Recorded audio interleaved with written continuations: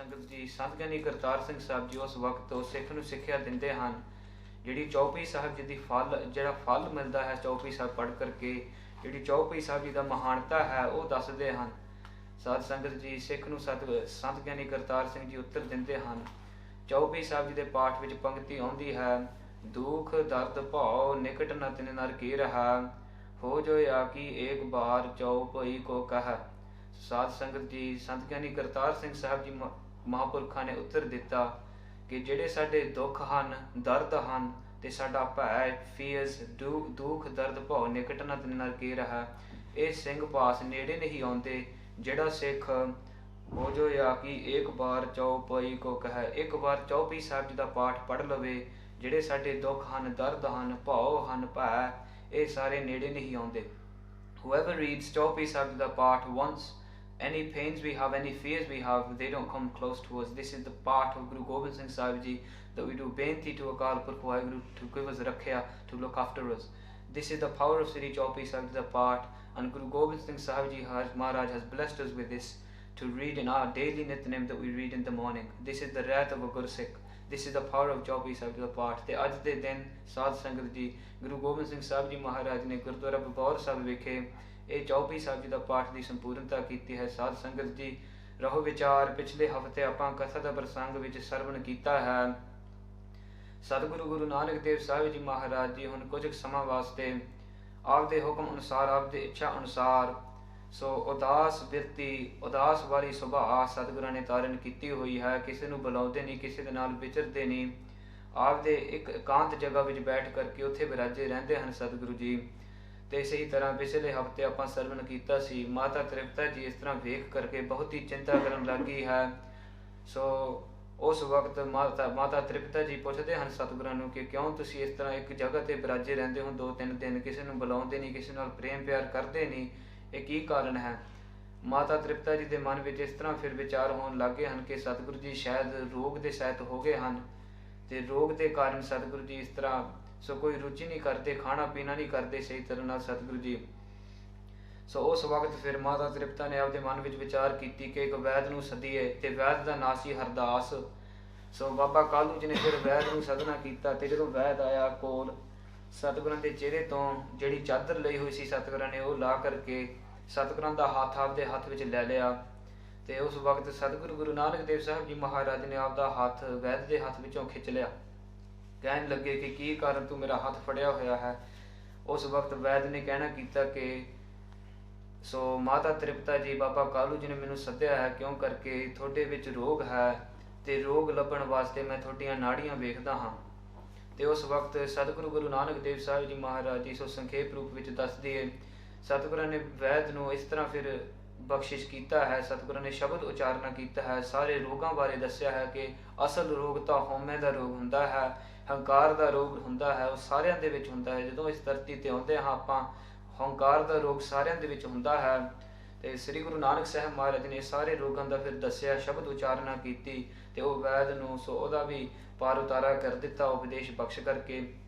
ਇਸੇ ਤਰ੍ਹਾਂ ਸਤਿਗੁਰਾਂ ਨੇ ਸਿੱਖਿਆ ਦਿੱਤੀ ਹੈ ਕਿ ਜਿਹੜੇ ਇਸ ਤਰ੍ਹਾਂ ਨਿੰਦਿਆ ਲੋਕ ਕਰਦੇ ਹਨ, ਹੋਰਾਂ ਦਾ ਪਰਾਇਆ ਧਨ, ਹੋਰਾਂ ਦਾ ਧਨ, ਹੋਰਾਂ ਦੀ ਚੁਗਲੀ ਕਰਨੀ, ਇਸ ਤਰ੍ਹਾਂ ਦੇ ਬਹੁਤ ਸਾਰੇ ਰੋਗ ਸਤਿਗੁਰਾਂ ਨੇ ਪਿਛਲੇ ਹਫ਼ਤੇ ਦੱਸੇ ਸੀ।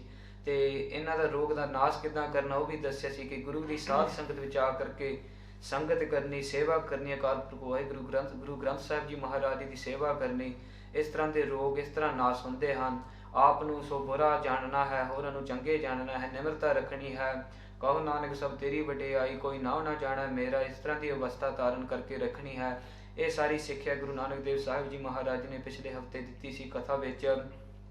ਹੁਣ ਰਹੋ ਵਿਚਾਰ ਅਗਲੇ ਜੋ ਪ੍ਰਸੰਗ ਆਉਣ ਲੱਗਿਆ ਹੈ ਸਤਿਗੁਰਾਂ ਦੀ ਸੱਚੇ ਸੌਦੇ ਬਾਰੇ ਸਾਖੀ ਆਉਣ ਲੱਗੀ ਹੈ। ਸਾਰੀ ਸੰਗਤ ਹੁਣ ਮਨ ਚਿਤ ਬਿਰਤੀਆਂ ਇਕਾਗਰ ਕਰੋ, ਪ੍ਰੇਮ ਸ਼ਰਧਾ ਨਾਲ ਆਪਾਂ ਹੁਣ ਕਥਾ ਸਰਵਣ ਕਰੀਏ ਜੀ। ਸਤਨਾਮ ਸ੍ਰੀ ਵਾਹਿਗੁਰੂ ਸਾਹਿਬ ਜੀਓ। ਦੋਹਰਾ ਸ੍ਰੀ ਨਾਨਕ ਸੁਖ ਸਿੰਧ ਕੋ। ਸੋ ਸਤਿਗੁਰੂ ਸ੍ਰੀ ਗੁਰੂ ਨਾਨਕ ਦੇਵ ਸਾਹਿਬ ਜੀ ਮਹਾਰਾਜ ਜੀ ਜੋ ਸੁੱਖਾਂ ਦੇ ਸਮੁੰਦਰ ਹਨ, ਹਾਥ ਜੋੜ ਪ੍ਰਣਾਮ। ਕਵੀ ਭਾਈ ਸੰਤੋਖ ਸਿੰਘ ਸਾਹਿਬ ਜੀ ਦੋਵੇਂ ਹੱਥ ਜੋੜ ਕਰਕੇ ਸਤਿਗੁਰਾਂ ਦੇ ਚਰਨਾਂ ਤੇ ਪ੍ਰਣਾਮ ਕਰਦੇ ਹਨ, ਨਮਸਕਾਰਾਂ ਕਰਦੇ ਹਨ। ਜਿਸ ਕਰਨਾ ਤੇ ਵੱਡ ਅਗੀ, ਜਿਨ੍ਹਾਂ ਦੀ ਕਿਰਪਾ ਪ੍ਰਸਾਦ ਨਾਲ ਜਿਹੜੇ ਇਸ ਸੰਸਾਰ ਤੇ ਬਹੁਤ ਵੱਡੇ ਵੱਡੇ ਪਾਪੀ ਹਨ, ਪਾਵਹਿ ਗਤ ਬਿਸਰਾਮ। ਸੋ ਗਤ ਮੁਕਤੀ ਅਤੇ ਟਿਕਾ ਪ੍ਰਾਪਤ ਕਰ ਲੈਂਦੇ ਹਨ, ਪਾ ਲੈਂਦੇ ਹਨ ਸਤਿਗੁਰਾਂ ਦੀ ਕਿਰਪਾ ਨਾਲ। ਚਉਪਈ ਤਿਹ ਕਰਨਾ ਕੀ ਹਮਰੇ ਟੇਕੂ। ਕਵੀ ਭਾਈ ਸੰਤੋਖ ਸਿੰਘ ਸਾਹਿਬ ਜੀ ਦੱਸਦੇ ਹਨ ਕਿ ਉਹ ਸਤਿਗੁਰੂ ਗੁਰੂ ਨਾਨਕ ਦੇਵ ਸਾਹਿਬ ਜੀ ਮਹਾਰਾਜ ਦੀ ਕਿਰਪਾ ਨਾਲ ਹੀ ਮੇਰੇ ਹਿਰਦੇ ਵਿੱਚ ਓਟ ਆਸਰਾ ਹੈ। ਸੁਮਤ ਨ ਉਕਤ ਨ ਮੁਝ ਉਰ ਏਕੂ। ਕਿ ਮੇਰੀ ਬੁੱਧੀ ਨਹੀਂ ਹੈ, ਇੰਨੀ ਸ਼ਕਤੀ ਨਹੀਂ ਹੈ ਸਤਿਗੁਰਾਂ ਦੀ ਮਹਿਮਾ ਕਥਨ ਕਰਨ ਵਾਸਤੇ।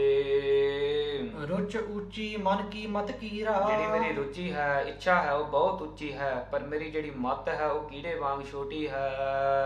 ਮਿਲੇ ਨ ਕੌਡੀ ਚਾਹੋ ਹੀਰਾ। ਮੈਨੂੰ ਕੌਡੀ ਤਾਂ ਮਿਲੇ ਨਹੀਂ, ਕੌਡੀ ਇੱਕ ਪੈਸਾ ਹੁੰਦਾ ਹੈ, ਕੌਡੀ ਮਿਲੇ ਨਹੀਂ, ਪਰ ਮੈਂ ਹੀਰਾ ਚਾਹੁੰਦਾ ਹਾਂ। ਜਿਉ ਜਿਉ ਮਤ ਦੇ ਮੁਝ ਹੈ ਬੁਲਾਈ। ਜਿਸ ਤਰ੍ਹਾਂ ਸਤਿਗੁਰੂ ਗੁਰੂ ਨਾਨਕ ਦੇਵ ਸਾਹਿਬ ਜੀ ਕਿਰਪਾ ਕਰਕੇ ਮੇਰੇ ਪਾਸ ਬੁਲਾਉਂਦੇ ਹਨ, ਤਿਉ ਤਿਉ ਲਿਖੈ ਕਥਾ ਸੁਖਦਾਈ। ਤੇ ਇਸੇ ਹੀ ਤਰ੍ਹਾਂ ਜਿਸ ਤਰ੍ਹਾਂ ਸਤਿਗੁਰ ਕਿਰਪਾ ਕਰਦੇ ਨੇ, ਇਸੇ ਹੀ ਤਰ੍ਹਾਂ ਮੈਂ ਕਥਾ ਲਿਖਦਾ ਹਾਂ, ਸੁਖ ਦੇਣ ਵਾਲੀ ਕਥਾ। ਸਕਤ ਨਹੀਂ ਇੱਕ ਪਦ ਜ ਰਚਨਾ ਕੀ। ਮੇਰੀ ਇੰਨੀ ਸ਼ਕਤੀ ਨਹੀਂ ਹੈ ਸਤਿਗੁਰਾਂ ਦੀ ਕਥਾ ਲਿਖਣ ਵਾਸਤੇ। ਗ੍ਰੰਥ ਕਰਨ ਇਹ ਕਰਨਾ ਤਾ ਕੀ। ਪਰ ਉਹ ਸਤਿਗੁਰੂ ਗੁਰੂ ਨਾਨਕ ਦੇਵ ਸਾਹਿਬ ਜੀ ਮਹਾਰਾਜ ਦੀ ਕਿਰਪਾ ਨਾਲ ਹੀ ਇਹ ਕਥਾ ਸਾਰਾ ਲਿਖ ਰਿਹਾ ਹਾਂ ਮੈਂ। ਸ੍ਰੀ ਬਾਲਾ ਸੰਤੁਰਵਾਚ। ਸੋ ਭਾਈ ਬਾਲਾ ਜੋ ਸੰਤੂ ਗੋਤ ਦਾ ਹੈ, ਖਡੂਰ ਸਾਹਿਬ ਦੀ ਧਰਤੀ ਵਿਖੇ ਉਹ ਕਥਾ ਸੁਣਾ ਰਿਹਾ ਹੈ।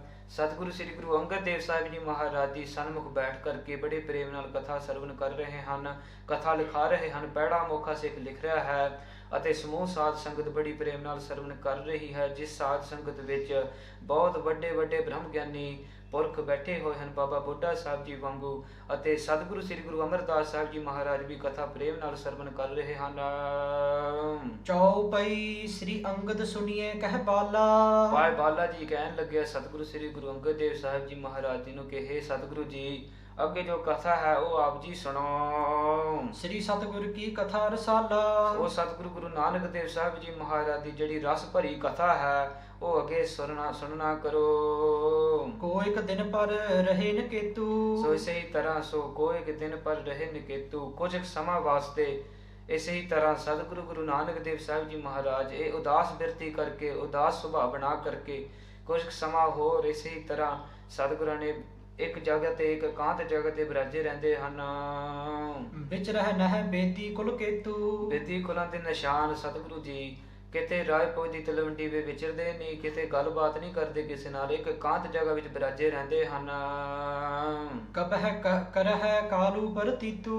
ਤੇ ਕਦੇ ਕਦੇ ਬਾਬਾ ਕਾਲੂ ਜੀ ਆ ਕਰਕੇ ਸਤਿਗੁਰਾਂ ਦੇ ਜੋ ਬਚਨ ਹਨ ਉਹ ਬੜਾ ਅਚਰਜ ਬਚਨ ਸੁਣ ਕਰਕੇ ਹੈਰਾਨ ਹੋ ਜਾਂਦਾ ਹੈ। ਬਚਨ ਸੁਨਤ ਬਿਸਮੈ ਹੋਏ ਚੀਤੂ। ਕਦੇ ਕਦੇ ਸਤਿਗੁਰਾਂ ਦੇ ਜੋ ਅਚਰਜ ਬਚਨ ਸੁਣ ਕਰਕੇ ਆਪਦੇ ਹਿਰਦੇ ਵਿੱਚ ਬੜਾ ਹੈਰਾਨ ਹੋ ਜਾਂਦਾ ਹੈ। ਬਹੁਰ ਦੇ ਮਾਇਆ ਪਰਮਾਈ। ਪਰ ਉਸ ਤੋਂ ਬਾਅਦ ਜਿਹੜੀ ਮਾਇਆ ਦੀ ਮਮਤਾ ਹੈ, ਮਾਇਆ ਦੀ ਮਮਤਾ ਉਹਦੇ ਮਨ ਨੂੰ ਭਰਮਾ ਲੈਂਦੀ ਹੈ।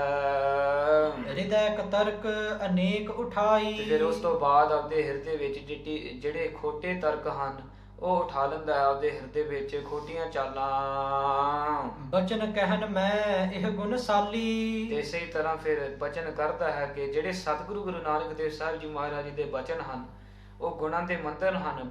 ਬਚਨ ਬੜੇ ਸਿਆਣੇ ਵਾਲੇ ਹੁੰਦੇ ਹਨ, ਚਤੁਰ ਬਚਨ ਹੁੰਦੇ ਹਨ ਸਤਿਗੁਰਾਂ ਦੇ। ਧਨ ਖਟਣੇ ਕੀ ਜਾਨ ਨ ਚਾਲੀ। ਪਰ ਜਿਹੜਾ ਧਨ ਕਮਾਉਣ ਵਾਲਾ ਜਿਹੜੀ ਰੀਤੀ ਹੈ, ਚਾਲੀ ਹੈ, ਇਹ ਨਹੀਂ ਜਾਣਦੇ ਗੁਰੂ ਨਾਨਕ ਦੇਵ ਜੀ। ਸੁਣ ਸੁਣ ਬਚ ਨਰ ਕਰਹਿ ਵਡਾਈ। ਤੇ ਇਸੇ ਤਰ੍ਹਾਂ ਬਹੁਤ ਸਾਰੇ ਲੋਕ ਸਤਿਗੁਰਾਂ ਦੇ ਬਚਨ ਸੁਣ ਕਰਕੇ ਬਹੁਤ ਵਡਿਆਈਆਂ ਕਰਦੇ ਹਨ ਸਤਿਗੁਰਾਂ ਦੇ। ਧਨ ਹਾਨੀ ਇਹ ਭੇਦ ਨ ਪਾਈ। ਪਰ ਬਾਬਾ ਕਾਲੂ ਜੀ ਇਸ ਤਰ੍ਹਾਂ ਕਹਿੰਦਾ ਹੈ ਕਿ ਸੁਪੁੱਤਰ ਗੁਰੂ ਨਾਨਕ ਸਾਹਿਬ ਜੀ ਮਹਾਰਾਜ ਜੀ ਦਾ ਇੱਕ ਭੇਦ ਹੈ ਜਿਹੜਾ ਕੋਈ ਨਹੀਂ ਜਾਣਦਾ। ਇਹਨੂੰ ਧਨ ਨਹੀਂ ਕਮਾਉਣਾ ਆਉਂਦਾ, ਪੈਸਾ ਨਹੀਂ ਕਮਾਉਣਾ ਆਉਂਦਾ। ਪੁਨਰਿਤ ਪਰਵਰਤੀ ਹੈ ਮੰਗਤਾ। ਸੋ ਕਵੀ ਭਾਈ ਸੰਤੋਖ ਸਿੰਘ ਸਾਹਿਬ ਜੀ ਭਾਈ ਬਾਲਾ ਜੀ ਹੁਣ ਕਥਾ ਕਰ ਰਹੇ ਹਨ ਕਿ ਹੁਣ ਸਰਦ ਰੁੱਤ ਲੰਘ ਗਿਆ ਹੈ, ਹੁਣ ਸਿਆਲ ਦੀ ਰੁੱਤ ਆ ਗਈ ਹੈ। ਇਹਨੂੰ ਹਿਮੰਤ ਰੁੱਤ ਕਹਿੰਦੇ ਹਨ, ਹਿਮਕਰ ਰੁੱਤ। ਇਹ ਆ ਗਈ ਹੈ ਹੁਣ। ਤਿਹ ਬਹਿ ਸੁਨਹੁ ਜੋ ਭਾਵ ਵਰਤੰਤਾ। ਇਸੇ ਤਰ੍ਹਾਂ ਭਾਈ ਬਾਲਾ ਜੀ ਕਹਿ ਰਿਹਾ ਹੈ ਹੁਣ ਇਹ ਸੋ ਸਿਆਲ ਰੁੱਤ ਦੀ ਜੋ ਦ੍ਰਿਸ਼ਟਾਂਤ ਆਪਾਂ ਬਣਾਵਾਂਗੇ ਅਤੇ ਫਿਰ ਕਥਾ ਪ੍ਰਸੰਗ ਸ਼ੁਰੂ ਕਰਾਂਗੇ। The winter seasons have come, Bhai Bala ji telling us। ਹਾਂਜੀ। ਤਾਲਨ ਬਾਰਜ ਬਨੀ ਬਿਨਾਸੀ। ਤੇ ਇਸ ਤਰ੍ਹਾਂ ਫਿਰ ਜਿਹੜੇ ਸੋ ਤਾਲਾਂ ਉੱਤੇ ਜਿਹੜੇ ਕਮਲ ਵਾਲੇ ਬਗੀਚੇ ਸੀ ਉਹ ਫਿਰ ਸੋ ਕੱਕਰ ਪੈ ਕਰਕੇ ਕੋੜਾ ਪੈ ਕਰਕੇ ਉਹ ਸਾਰੇ ਨਾਸ ਹੋ ਗਏ ਹਨ, ਸੜ ਗਏ ਹਨ। ਜਿਉ ਕੁਸੰਗ ਨਸ ਹੈ ਜਸ ਰਾਸੀ। ਉਹ ਕਿਸ ਤਰ੍ਹਾਂ ਸੜ ਗਏ ਹਨ? ਇਸ ਤਰ੍ਹਾਂ ਸੜ ਗਏ ਹਨ ਜਿਹੜਾ ਵੀ ਕੋਈ ਕੁਸੰਗਤ ਵਿੱਚ ਜਾ ਕਰਕੇ ਉਹਦੇ ਗੁਣ ਨਾਸ ਹੁੰਦੇ ਹਨ, ਇਸ ਤਰ੍ਹਾਂ ਉਹ ਸਾਰੇ ਸੜ ਗਏ ਹਨ, ਨਾਸ ਹੋ ਗਏ ਹਨ। ਜਿਸ ਤਰ੍ਹਾਂ ਕੁਸੰਗਤ ਵਿੱਚ ਜਾ ਕਰਕੇ ਗੁਣ ਨਾਸ ਹੋ ਜਾਂਦੇ ਹਨ। ਨਿਕਟ ਅਗਨ ਕੇ ਰਹਿ ਮਹਾਨਾ। ਤੇ ਇਸ ਤਰ੍ਹਾਂ ਫਿਰ ਇਹ ਠੰਡੀ ਰੁੱਤ ਵਿੱਚ ਸਾਰੇ ਲੋਕ ਅਗਨੀ ਦੇ ਜਾ ਕਰਕੇ ਆਲੇ ਦੁਆਲੇ ਬੈਠਦੇ ਹਨ। ਜਿਉ ਨ੍ਰਿਪ ਸੇਵ ਹੈ ਜੇ ਮਤਵਨ। ਜਿਸ ਤਰ੍ਹਾਂ ਸੋ ਬੁੱਧੀਵਾਨ ਲੋਕ ਰਾਜ ਦੀ ਜਾ ਕਰਕੇ ਸੇਵਾ ਕਰਦੇ ਨੇ, ਇਸ ਤਰ੍ਹਾਂ ਅਗ ਦੇ ਆਲੇ ਦੁਆਲੇ ਬੈਠਦੇ ਹਨ ਲੋਕ।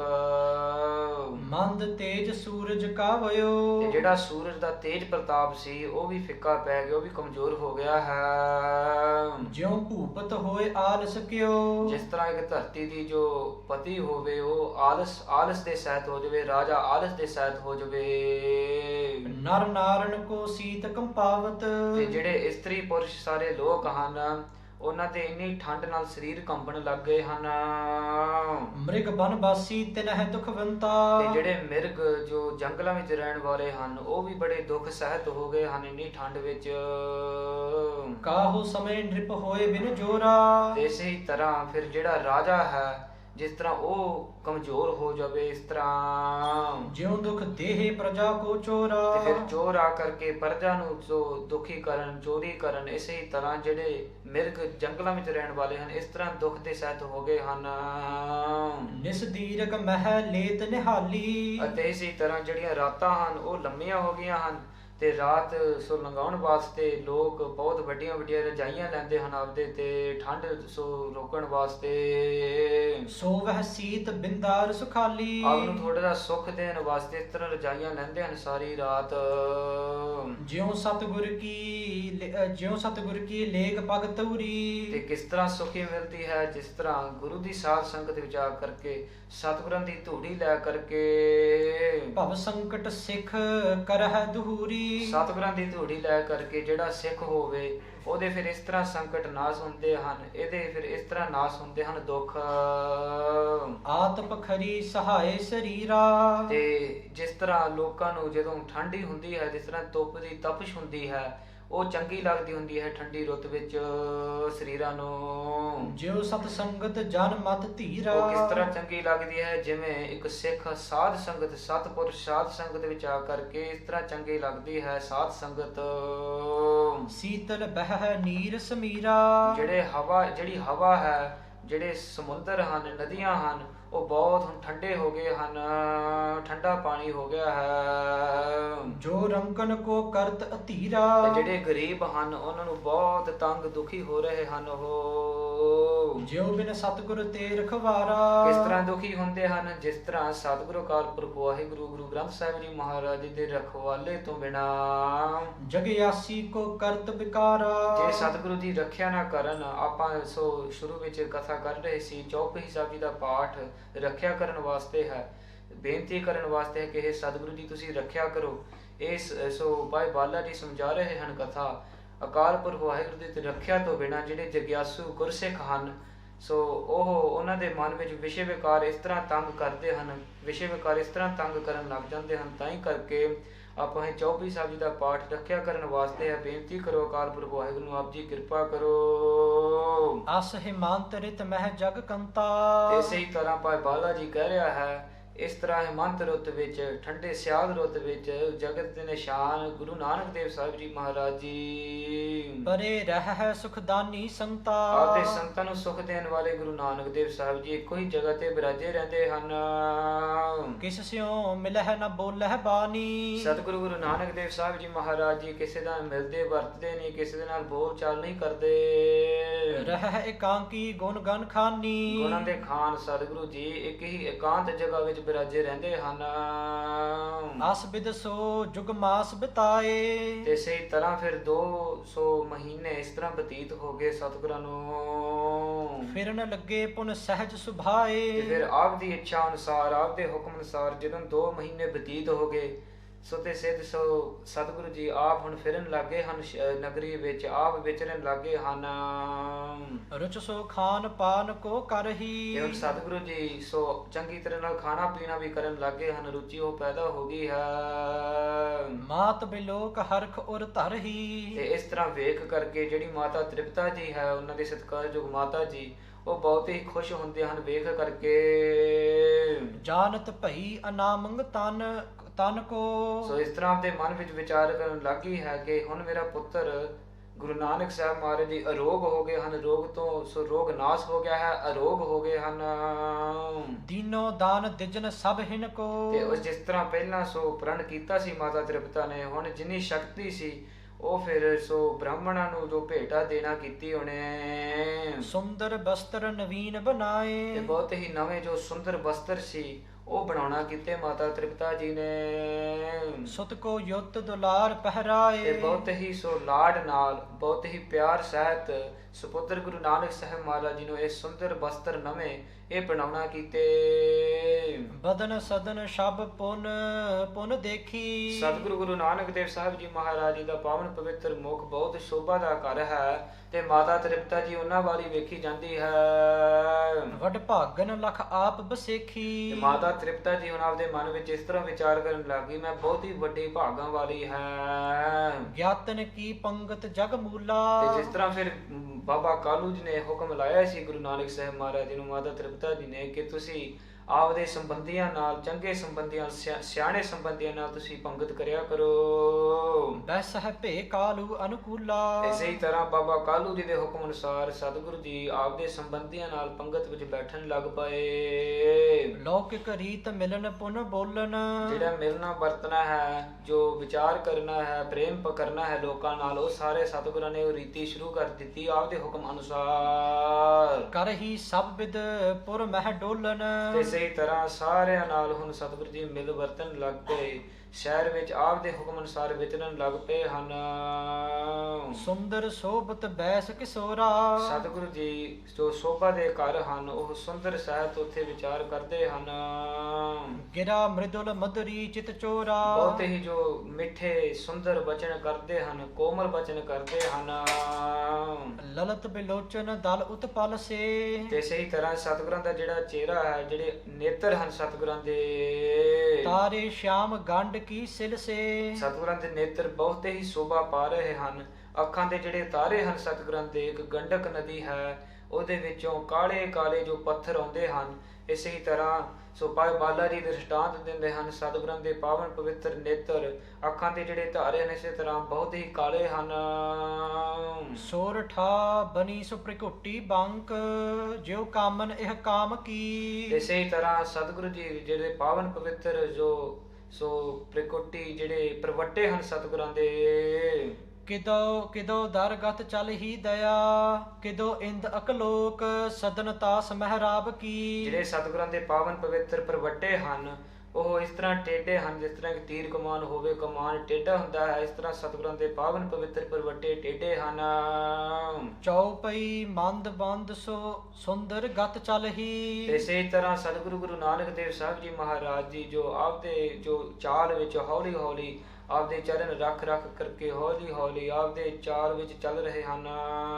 ਦਇਆ ਦ੍ਰਿਸ਼ਟ ਦੇਖ ਹੈ ਦੁਖ ਦਲ ਹੀ। ਤੇ ਦਇਆ ਦੀ ਦ੍ਰਿਸ਼ਟੀ ਨਾਲ ਲੋਕਾਂ ਨੂੰ ਵੇਖਦੇ ਹਨ, ਲੋਕਾਂ ਦੇ ਦੁੱਖ ਨਾਸ਼ ਕਰਦੇ ਹਨ। ਜਿਹੜੇ ਵੀ ਲੋਕ ਆਵੇ ਦਇਆ ਦੀ ਦ੍ਰਿਸ਼ਟੀ ਨਾਲ ਵੇਖ ਕਰਕੇ ਉਹਨਾਂ ਦੇ ਦੁੱਖ ਨਾਸ਼ ਕਰਦੇ ਹਨ।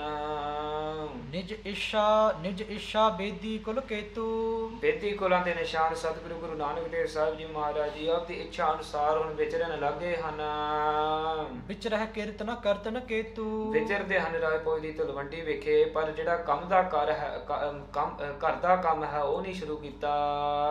ਐਸੇ ਕਿੰਚਿਤ ਕਾਲ ਬਿਤਾਇਓ। ਇਸੇ ਤਰ੍ਹਾਂ ਸਤਿਗੁਰੂ ਨੇ ਕੁਝ ਸਮਾਂ ਬਤੀਤ ਕੀਤਾ ਹੈ। ਜਗਤ ਉਦਾਹਰਣ ਹਿਤ ਜੋ ਆਇਓ। ਸਤਿਗੁਰੂ ਗੁਰੂ ਨਾਨਕ ਦੇਵ ਸਾਹਿਬ ਜੀ ਮਹਾਰਾਜ ਜੀ ਜਗਤ ਦੀ ਉਦਾਹਰਣ ਕਰਨ ਵਾਸਤੇ ਆਏ ਹਨ।